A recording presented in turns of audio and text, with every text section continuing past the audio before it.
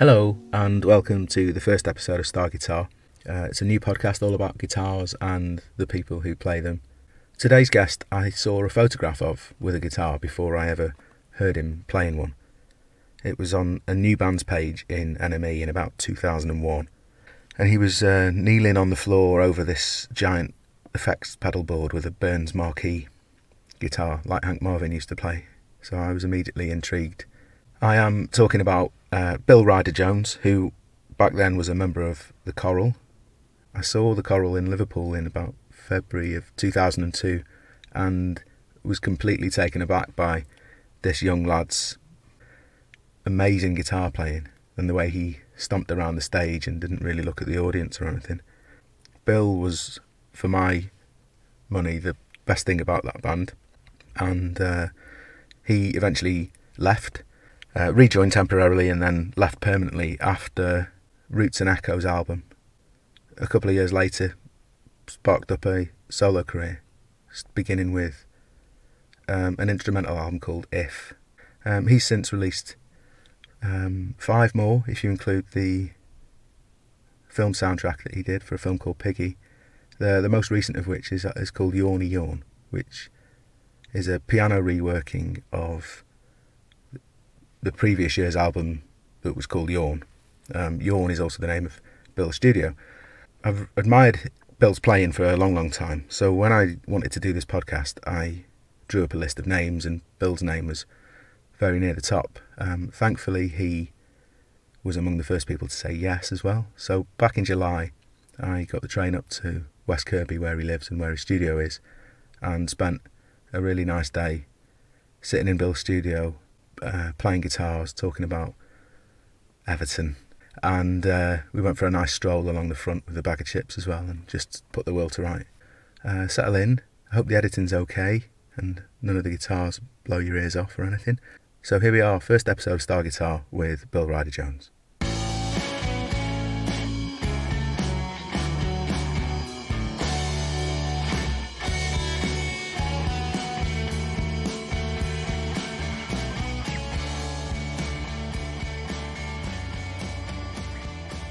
Hello Star Guitar, my name is Bill Ryder-Jones. I'm a guitarist, singer-songwriter and producer from the northwest of England.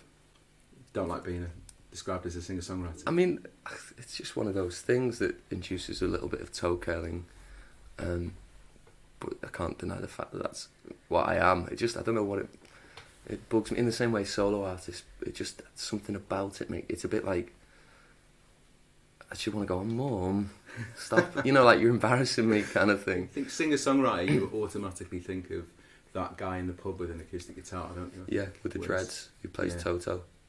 What's your first memory of the guitar? When did you first pick one up?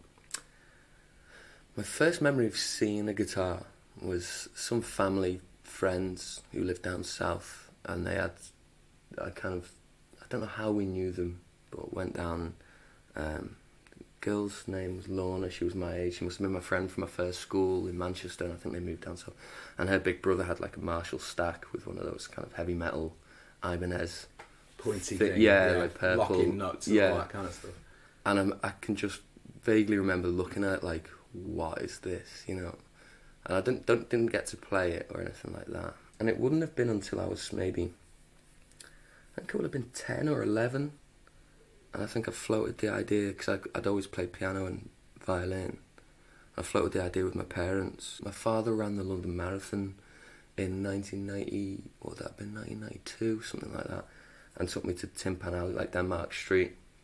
And I didn't know how to play, and saw this Les Paul Epiphone kind of thing.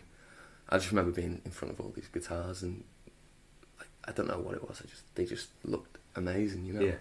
And I was in a period of my life where I was particularly spoiled. And I remember my dad going, "Oh, do you know what? It's like 300 quid or something," which was a hell of a lot of money for us. It's like we really didn't have a great deal of money, but it was a tricky time. So they ended up buying me the guitar and a Sgt. Pepper's chord book, because I'd just discovered the Beatles. And we were in London for about a week, staying with my uncle Nick, I think. And just learning, I remember learning the riff to I feel fine. Okay. I know it wasn't on, you know. Yeah. But that chord book had little bar chords which didn't make any, you know, none of it made any real sense. So that, and then that kind of started guitar lessons up here when we got back, and with a friend of mine, and we were clearly so bad. Our guitar teacher told us that he had to stop teaching us because he was moving to Dubai, and then his house was on our walk home from school, and it was kind of like a month later we walked past his house and he was like cleaning his car. Just giving us a bit of a shifty look, me and all Adam. Excuses to give. Moving to the Middle East is...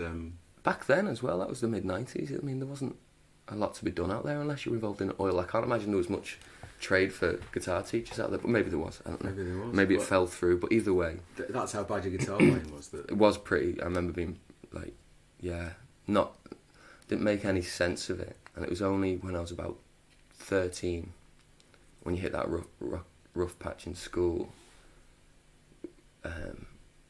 that I just remember kind of... There was one... I think I'd bought... Or we had a 6-chord Beatles songbook. And remember just learning that... And you had to play a G chord and a D chord and an A chord and a C chord and everything. And then the realisation that they were called... A G was called a G because it's based on the G note. Yeah. Which is something that... Had you been taught, you would know but like that realisation really made me go, oh God, this makes as much sense as the piano. And then from then on, it was just kind of all consuming. It's kind of unlocked something. Yeah, and I just remember like, I think I was a far better player then than I am now, because it was, 6 hours. Yeah. Used to, and it was just for the next few years, just absolutely absorbed by the mechanics of it and learning the notes and the scales. And what were you? Did you have any other lessons then, or was it? All sorts of no, that was it. After that, we had lessons, me and Adam, for maybe 2 weeks, 3 weeks, and then I put it down for 6 months for probably the summer holiday, and then picked it back up again, and then just kind of played around with it until it made sense, and it did quite quickly. Actually, I remember it's quite a beautiful thing because particularly at that age. I mean, the world's nuts, isn't it? But at that age, nothing has its home and everything's out of order for you. And then the beautiful thing about musical instruments is they have their own rules. They're like you discover them. You discover the rules. They exist, and then you find them, and that's such an amazing thing because it gives you a sense of order and limbo, which is quite. I suppose good. Making sense of it in your head as well. Not being taught means that you've sort of formed your own understanding of it. Like, yeah, I suppose, like you said, figuring out that a G chord is called that because it's got G as its root note, then that is gonna, discovering that is gonna have more of an impact, isn't it, than somebody just telling you, right, it's got G, B, and D in it, and that's it. I think. Well, I wouldn't. I never really had lessons with any of the other instruments I played, or I did a little, but can't remember a great deal. So I do think for me, the fun part, and still is, now I've gotten to the point where like I'll just tune the guitar randomly into different tunings and then use the ears and the fingers to work out something new. And I think it's the same thrill as back then, just working out, why a D major is a major and why a D minor is a minor. And I think those are really kind of like really important parts of my life, actually, When did it become evident that you were going to be good then, or that you were getting good? Because if this was when you were 13, it wasn't long until. No, it was 3 years before we got our deal. So I've been playing for about 3 years before we got signed. For me, I had very low confidence anyway. The band, the boys were great at kind of telling me that I was good. And then I think, I only realised that I always thought I was decent, but there was quite a few really talented players in that group in the choral. It was only when the reviews of the first record or the first gigs came out, really, I know there'd been about 17, 18, there was, quite a lot of them mentioned my guitar playing, that maybe start to think of myself as, you know, someone who was good, really. Like me and Lee, the other guitarist from the Coral, we, you know, in 2 years we went from kind of strumming along to Oasis songs to working out how to play Django Reinhardt stuff in my dad's greenhouse. So looking back, you think after 2 years that's probably a decent measure of how good someone is on the guitar, you know. He did all that with only, what, 2 fingers as well? Yeah, I know, yeah. Well, you know, it's not about him, is it? And yeah, I know, yeah. No, yeah, you sound just like my dad. And my inner voice. Thanks, Andy. Cheers for that. That is quite a leap, though, because, you know, going from effectively very simple, like pentatonic stuff, to that is, it's quite a leap. Were you seeking out different guitarists to kind of listen to, and, you know, was that where your ear was going? I remember the first like groups that I really loved. My dad had always been a huge Pink Floyd fan, so a lot of, even before I picked up the guitar, a lot of like we used to drive up to the Alamo, where we've got family right up in Scotland, and you know, I remember hearing The Wall and Dark Side of the Moon, like, were big staples in my childhood. And I think when me and Ian, the drummer from the Coral, were in our house looking through videos one day, looking for Teen Wolf or Police Academy, and discovered Live at Pompeii. Yeah. And put that on, and then seeing Dave Gilmour with his top off do all this, make these noises. And then, you know, we had a little, I don't know about them, but I had a little bit of a concern that I was like a kind of middle class kid from the Wirral and wasn't as cool as our like Scouse mates. And then when you see Pink Floyd talking, and they're like, you know, apple pie, no crust, please. You know, and you're like, these like proper, like, not cool gimps, but look amazing and make these sounds. Yeah. And then around then, the Verve and Oasis had happened. Oasis were big for all of us, and I liked them, but it was people like Nick McCabe and Graham Coxon and Dave Gilmour kind of making sounds that didn't sound like guitars that made me go, you know. It was always Nick McCabe for me mainly, particularly the stuff he did in the first. In fact, his playing on all those Verve records is amazing, as are the bass and drums. But on the first record, when that band they didn't sound like they should, having come from where they came. And he was, when I was 15, 16, you know, he was hair down, making strange noises, looking cool, not saying a word, not moving, not rocking out. Identify, you know, it's like Bullseye, like him. That's yeah. I want him. I want to be like him. And that first record, that was like swirling. I know. And I slide away and start. And what the things that he said at the time, you know, I used to buy Guitarist magazine. And there's a piece on him where he was saying how, you know, he has no problem pushing a button in the studio if it makes his guitar sound better. And where we were coming from in Liverpool, in like the early 2000s, everything was very Lars, Captain Beefheart, Love, super dry, super in your face. They still loved a bit of Pink Floyd, but anything bit too Pink Floydy or a bit reverby, or reverby in the way the Lars weren't reverby, was defined as sweaty. Sweaty. That's what that's what, you know, wah pedals were fucking sweaty, like, and chorus pedals were fucking sweaty. And then they kind of blew us a little bit, like all these sounds, and we just started, you know, smoking weed and then discovering the Stone Roses, and, you know, and this new way of, but yeah, and particularly Nick McCabe, like, creating these worlds. I'd never heard anything like it, you know, and it wasn't.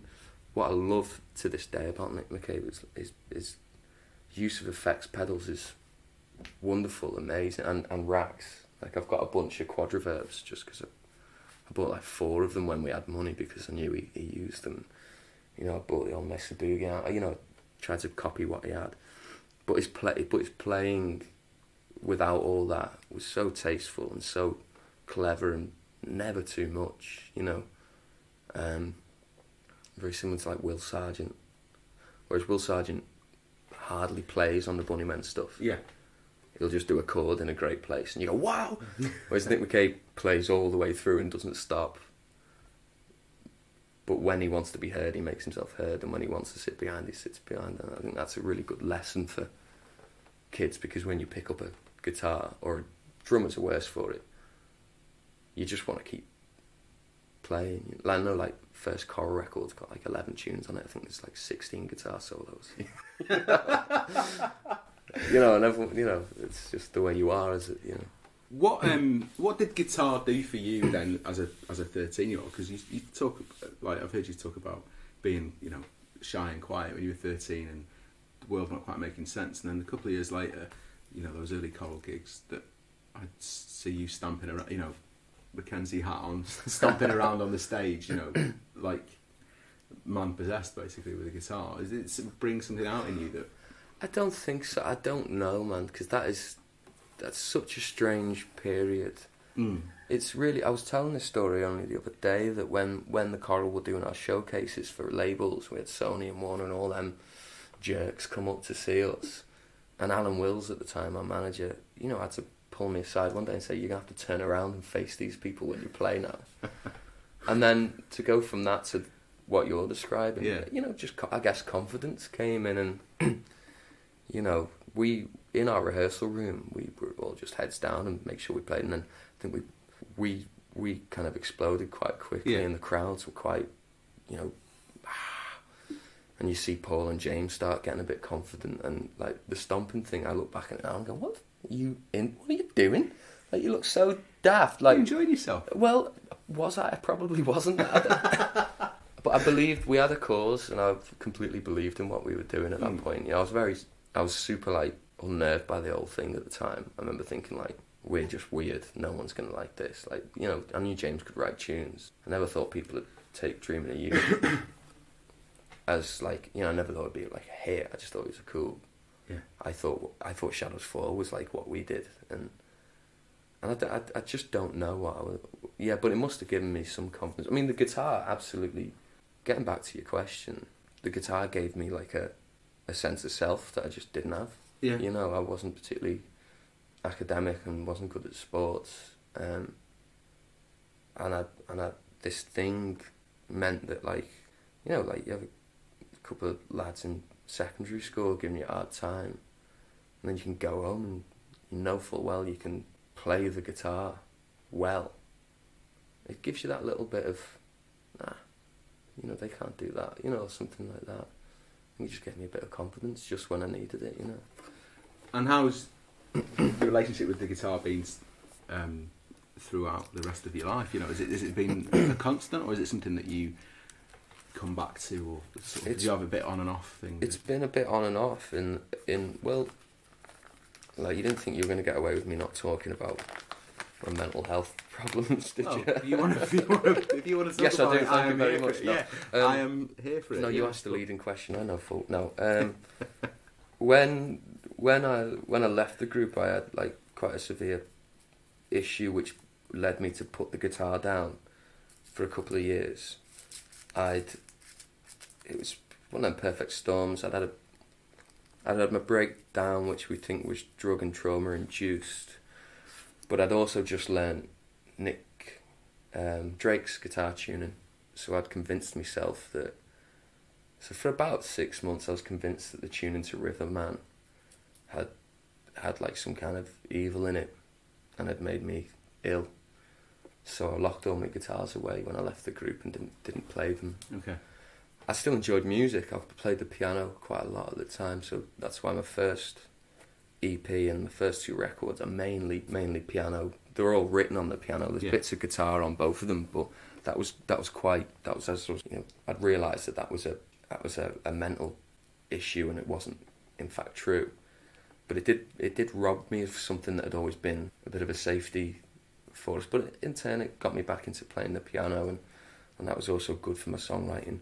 But then, in the last 3 years, I'm just like back to where I was when I was 16. Like, now I love playing loud in a way that I never used to. You know, in the choral I was always a bit like, it's expected of you, but like it doesn't feel like, you know, like the moodier thing. But now I like you know, me Fet Driver, and I like going, you know, like the kind of But yeah, in answer to your question, up and down. But I'm kind of now I'm in a place where I'm, like I mentioned before, I love new tunings and learning and forgetting all the old tricks that I've kind of spent 20 years learning. But your guitar playing has changed an awful lot over the years, though. Like you would say, you've probably got like at least on your one anyway, the sort of more simplistic style of playing, a lot more like soundscapey really than.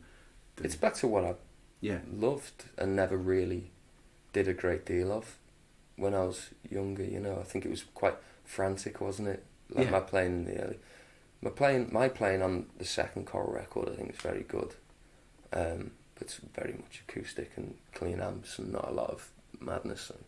But yeah, with Yawn, more so than West Kirby, it was just about, you know, I knew the songs had loads of space in them, and Nick McCabe again was just a great reference, you know, and like Red House Painters and like Ann Gilmore, you know, but without, you know, the flash. Well, without the class. Do you know what I mean? Because he's a very classy player. Do you know what I mean? Yeah. But I think I wanted that record to be in parts tasteful and serene, and in parts just kind of nasty noise. You know. So that's. But yeah, that's. I think, despite there being a couple of songs on Yawn that I would have liked to have bettered, I think guitar wise, I think it's it did remind me that I can still cut it. with the great riffers. So we'll talk about guitars for a sec. Well, more than a sec maybe. You went from the Epiphone Les Paul. I remember you having like a Burns, you know, like I had the Burns, yeah. That was great. That was. Are these things that you will keep on to, or do they just sort of fall by the wayside? Yeah, no, I did sell a lot. When I left the band, I sold a lot of gear. I had that Sunburnt Sunblush Strat. That was a Mexico Strat. That and the Burns and this 335 with the 3 guitars on the first choral record. This was the first thing we bought with the advance we got. Yeah. I don't know I know nothing about the ages. Gibson 335, 355, right? Or was it 335? I think it's a 3. I always was told it was a 335. Bought it off a lad called Danny Roberts, who played in the Hokum Clones. Oh, right. You will know. He used to work at Dawson's. I don't know how he ended up with it, but I'm sure he fell off the back of something. Do you use that trem much? Nah, never. But it looks really weird if you take it off. There's just this big block here. But no, I don't use that. I think I used all the trem I could in the early 2000s. I wanted to leave some for someone else. I mean, it's a beautiful guitar. I mean, I realise that talking about a guitar that people can't see is not great, but it's like wine red. Yeah, and it's had some time. It's got all its belt, but it's a beautiful guitar. It records the best out of any guitar that I own, and it's just kind of does everything really well. It's a serious guitar that, like, it's got kind of band's new advance sort of written all over it. It's the thing that people. Well, I was playing. I think at the time, because they all had jobs, they all had some decent. Like Lee had like his telly, and I was playing either the Epiphone Les Paul copy or a black. I picked up like a black and white Squire Strat thing. But it's a little bit classy though. It's a little bit daunting to play sometimes. I prefer like solid body guitars now, like cheaper ones, because I do worry about this, and it's got such sentimental value to it. Kind of dwarfs you as well. I know, and you can't. It's too heavy to have low. It's why I've got lower back problems, I think. How precious are you about these things? Because you sort of see these things. It's clearly, I would say, maybe early 70s. I think that I had 72 in my head. Yeah. Because I just have these numbers floating around. You know, people go, "Oh, that." My guitar tech would be like, "Oh, I think that's 70." But I think, how precious am I about the age of things? Not the age and stuff, but just the don't touch that. Give it here. Very, is my guitar away for the night? That kind of thing. If you're taking it on the road with you. This comes on the road with us. I've got 2 that don't. I'll lend this to people quite happily, but it just depends on the person, And I've lent equipment off people before, and as long as you take care of it, it's better than that than being in in a box somewhere.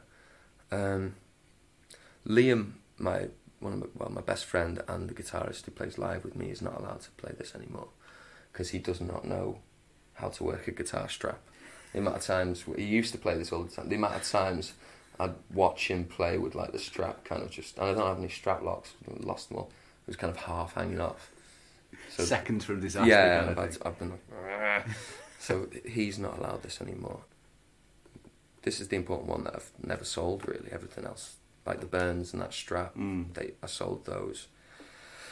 The other guitar that I mentioned to you earlier, I've got an early 70s black Jag with these block inlays, and I bought it for myself as like a 21st birthday present. Right. Saw it in Music Ground in Leeds, and they charged me way over the odds for it. I can't remember what I paid, but I know what it's worth, and it's not that. I've lent that to the Oriels, a great band from Halifax. And that guitar I did sell when I left the Coral.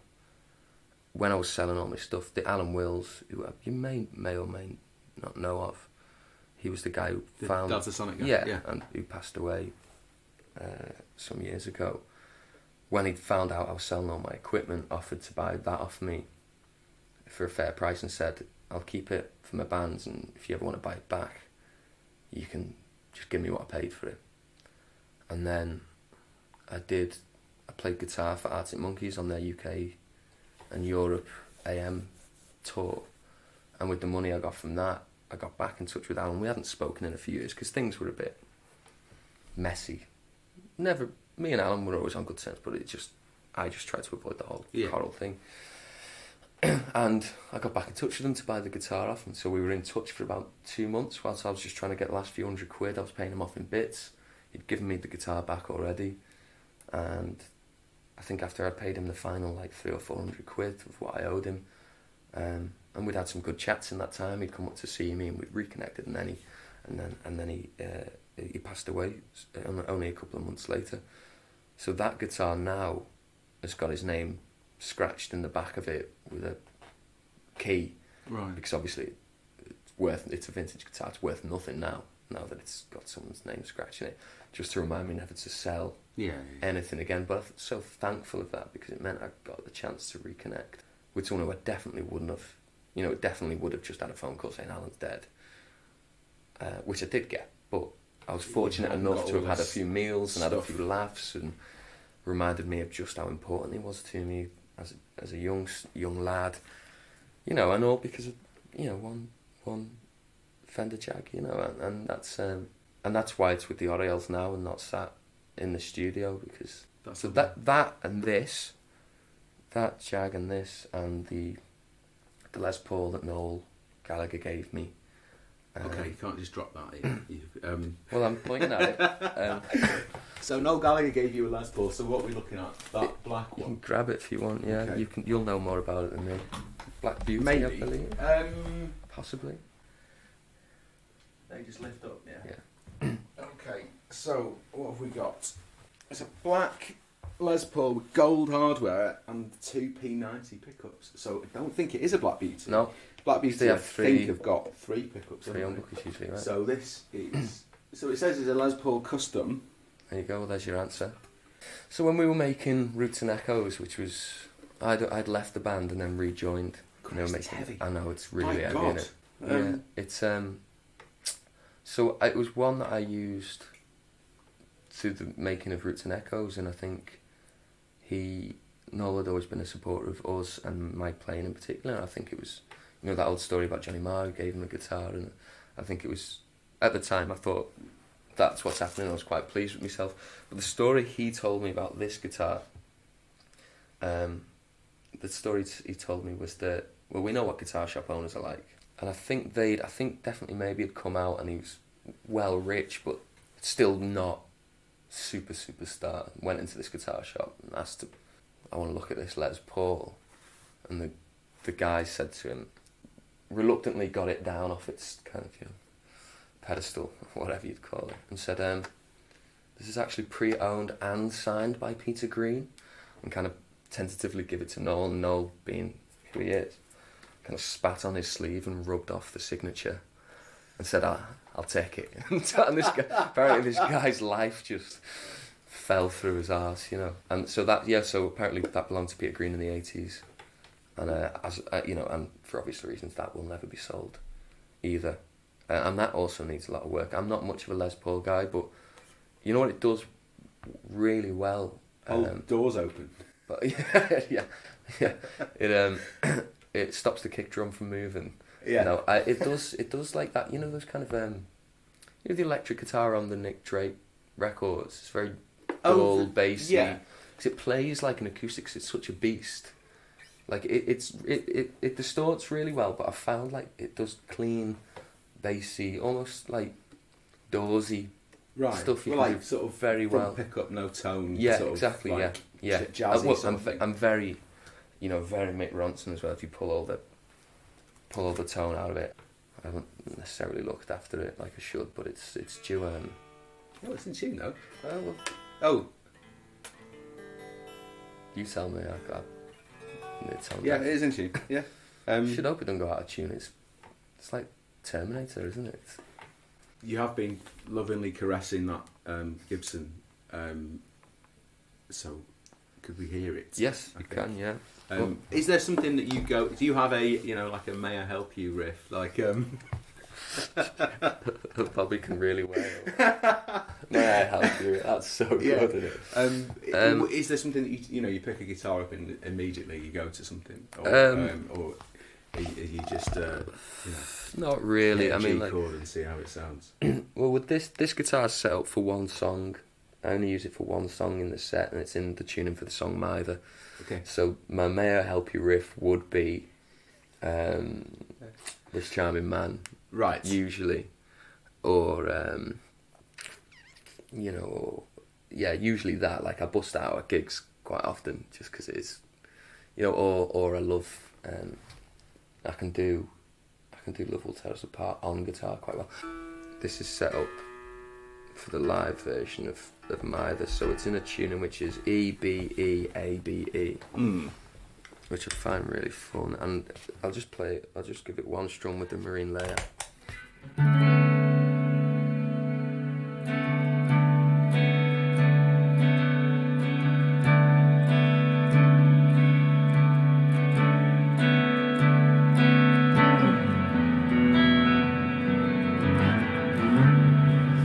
Set higher than I would have it at a gig, and normally at a gig I'd have this crusty DD5 that I've had since it came out, God knows how long ago.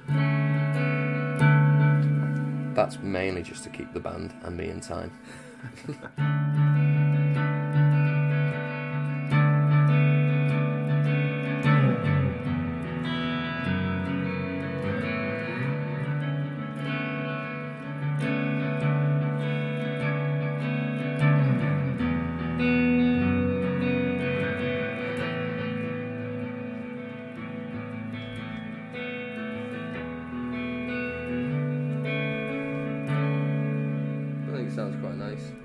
It sounds brilliant. Yeah. But that tuning, that's just a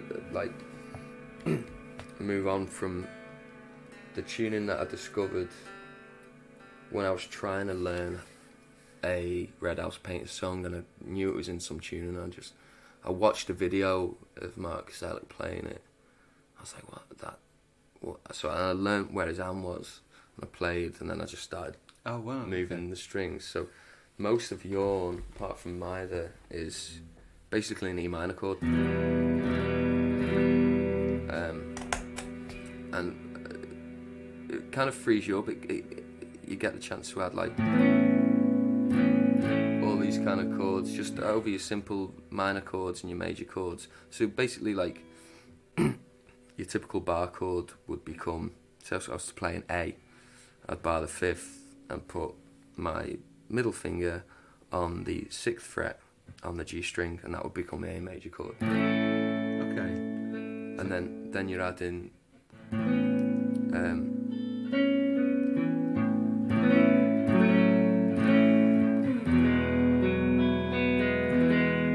just adds like these 6ths, You'd never be able to play those normally. You'd be such complicated no, you'd be all over the place, you'd be like this. Yeah. And I found that through that, like pretty much everything, like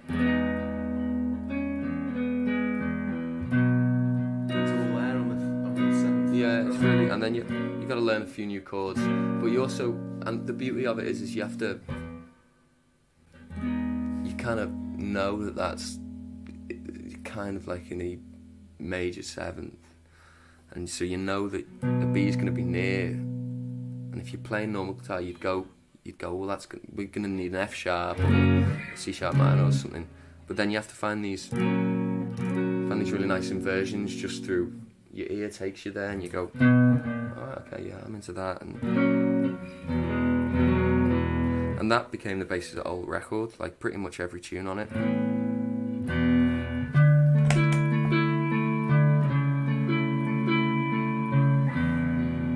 And it's good because it means I can't solo a great deal. Do you know what I mean? So the parts rather than just kind of wanking about. Well, you played the first few chords of Minor then, and it sort of conjures up the whole world that the song's in. Because it's a really kind of emotive thing, and it's like you say, it's like a part rather than. Yeah, well, I'm quite proud of that because I'm not a great riff writer. Like I've never, even with the choral, never really. Like you think of Johnny Marr, John Squires, or like people who come up with these great hooks. I've never been guitar-wise good at that. But I think I've changed the tuning of that now. But I think that first, not that it was like a hit or anything, but anyone who listens to my music, I think you hear that chord, the Mythe, and it doesn't really sound like anything else. And that was pretty much day one of the record. That was when I went, oh, that's what the record's to be, because I already had like even John's in the same.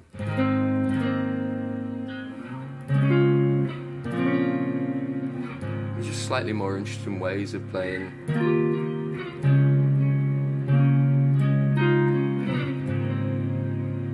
Like I still a sucker for all those things Hendrix did with his little trills, little moves. Yeah. Stuff, It was always something that was big for me, and I always felt like, one thing I was good at, well, I got good at towards the end of my time with the band, was not doing too much. Like in the early days, it was very twiddly, and again, the sound of practice doesn't excite me at all.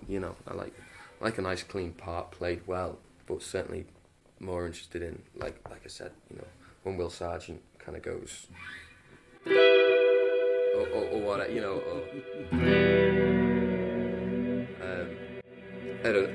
the right time, then that's for me is exciting. You did just remind me. The May I Help You riff that I do for sound check is a Nick McCabe one.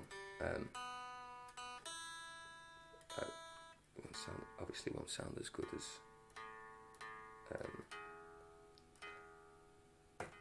when he does it, but I just set this.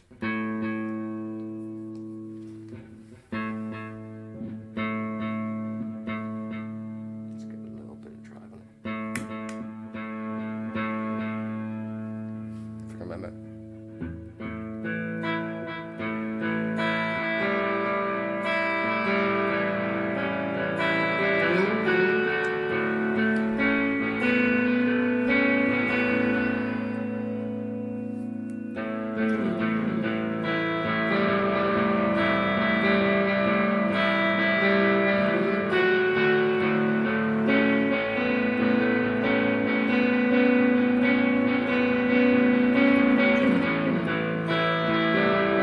That's the kind of thing I'd love to be able to write, Maybe I should. It is something else, isn't it? It's a real. But again, like the effects really aren't doing it. Other than that, I think it's the same with some of Graham Coxon's playing. I love that one loud repeat. Obviously, that's a lot. Really short.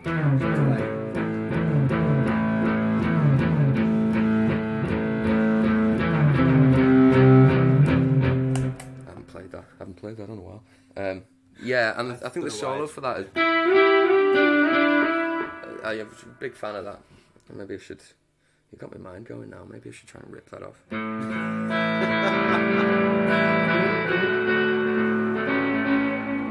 But again, it's more in the chords, isn't it? Those chords loads of open notes. They're a good use of like dominant sevenths that you don't really hear anymore. It was like massive in the 90s when like Shaq were really like, it's a very like baggy sound that you don't hear, and Pavement used it a lot as well. Maybe it was just a 90s thing. Pavement, I imagine a big influence on your playing. There's elements there's quite a lot on sort of West Kirby that's sort of got Pavement. I think less so me playing than actually like I just love their songs, and there's something about his playing married with those type of songs that I was just a bit stuck in. Yeah, certainly like Two to Birkenhead. Well, the riff of that is what I'm sort of thinking very of, it's kind of a mix. It's like it's kind of robbed a bit from a Steve Malkmus melody from a solo record that I forget.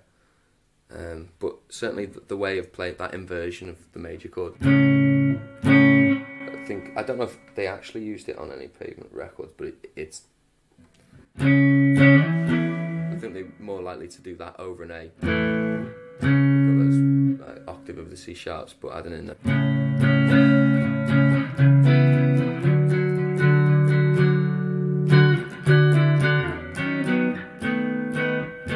And what I like about what I was trying to do with that was one of those lovely things that just happens because you're so influenced by something. You're not conscious of.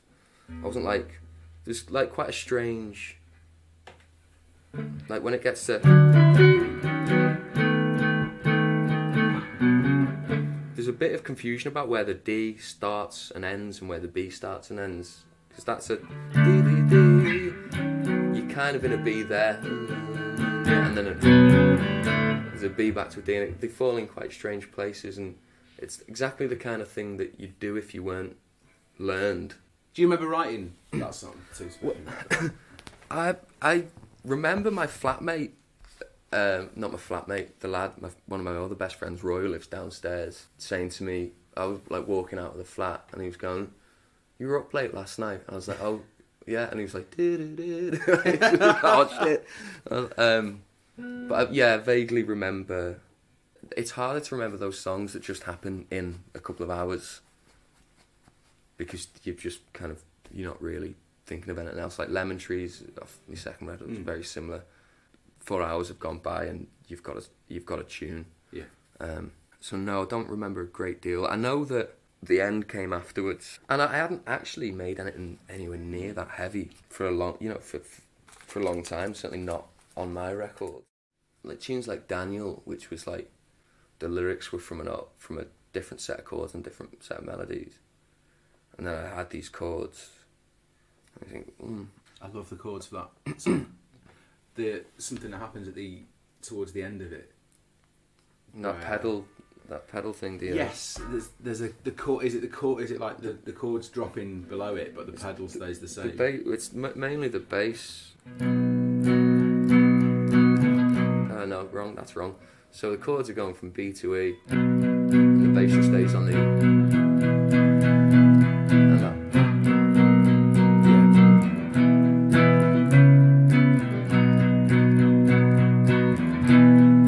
And that. On its own sounds a bit just like a Velvet's trick, but I think after if you haven't heard that song, listener, it's all very melodic before that. Everything follows its suit, and But that again, those chords are just an amalgamation of like a Pastel song and a Light Ship song that I love. So it's that song is in Daniel, it's the bass that's sort of changing, and if that's the bit we're talking about at the end. Yeah, it is. Yeah. So you've got like the chorus. So that is the lead into the outro. Like most of my tunes go like verse, sort of chorus, bit, verse, sort of chorus, end, long end, right, different bit, and the verses, the choruses, which are.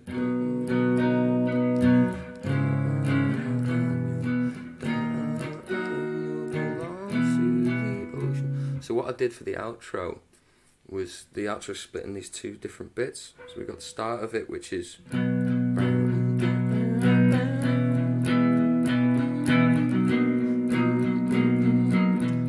then I do me vocal bit, which is,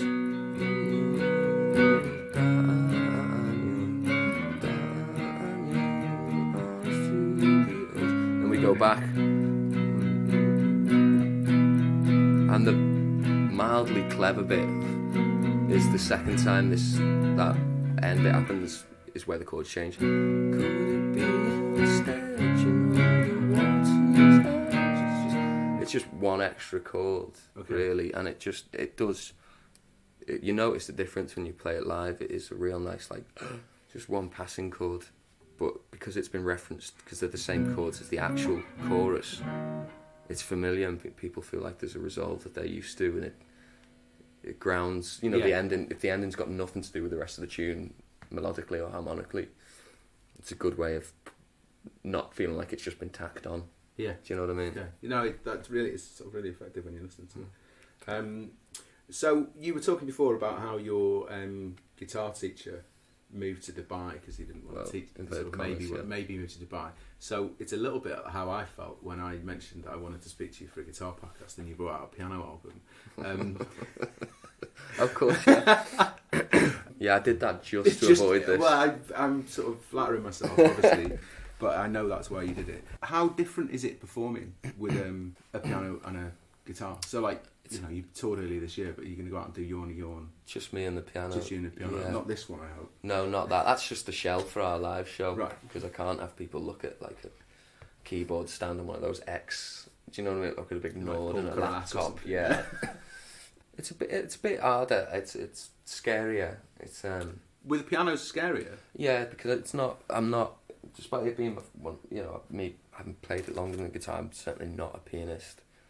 And guitars, you wear it in front of you, and you feel very safe behind it. 'Cause I know, unless I'm way too drunk, I know that I can still do.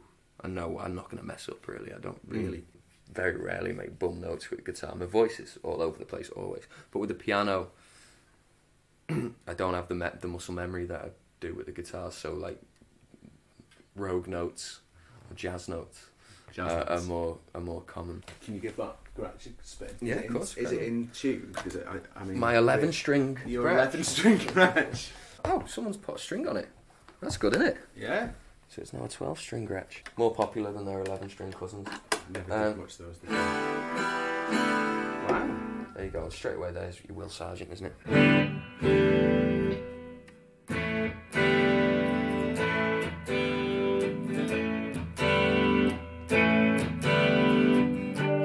Was it? Yeah. Do you use it much? No, not really. We use it in the studio for more poppy things, just to brighten. I don't have a lot of call for it, but I feel like it's they're great to have. They're just a bugger, aren't they? Yeah.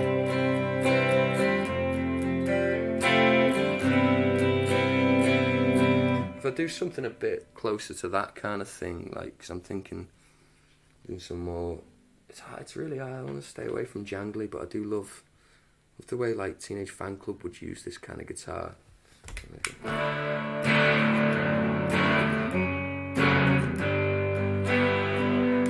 don't know, it's just the thing with these is, like,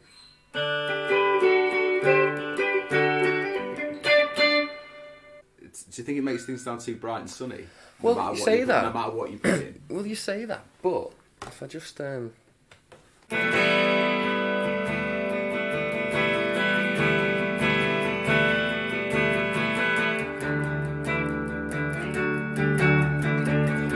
know, it's a 12-yarn love will tear us apart, isn't it? You know? So there we have the first episode of Star Guitar. I hope you enjoyed it. If you said nice things to me about the podcast already, then I hope it lived up to any expectations that you may have had. Obviously, I heartily recommend you go and listen to Bill's music if you're not familiar with it. Albums of kind of unrivaled quality, I think. He's currently on tour as well. If you listen to this in time, you might be able to get to see him. So I think it's billryderjones.co.uk for any more information on that. If you are interested in Bill beyond the things that we talked about today, he hinted at, you know, a few things in his past, I would absolutely recommend David Kavanagh's profile that was published in Q late last year. I think it's available online. Since David Kavanagh passed away, they've put it on their website. It's the most comprehensive, beautifully written thing. Thanks to Liam Frost for providing me with some beautiful intro music. That's a song of his called Try, Try, Try. Thanks to Ellen Wishart for designing the lovely logo for Star Guitar. Thanks to Aoife at Domino, Bill's record label, for setting up the interview. And of course, thanks to Bill for giving up his time to speak to me. If you'd like to get in touch, you can. My email is starguitarpodcast@gmail.com. There's an Instagram where you can also see photographs of all Bill's guitars that we talked about today, if you're not sure what any of them are or what these weird guitar nerds are going on about. That's Star Guitar Podcast on Instagram and Star Guitar Pod on Twitter as well, if you'd like to follow on there. So I'll be back next week with another episode. Until then, bye bye.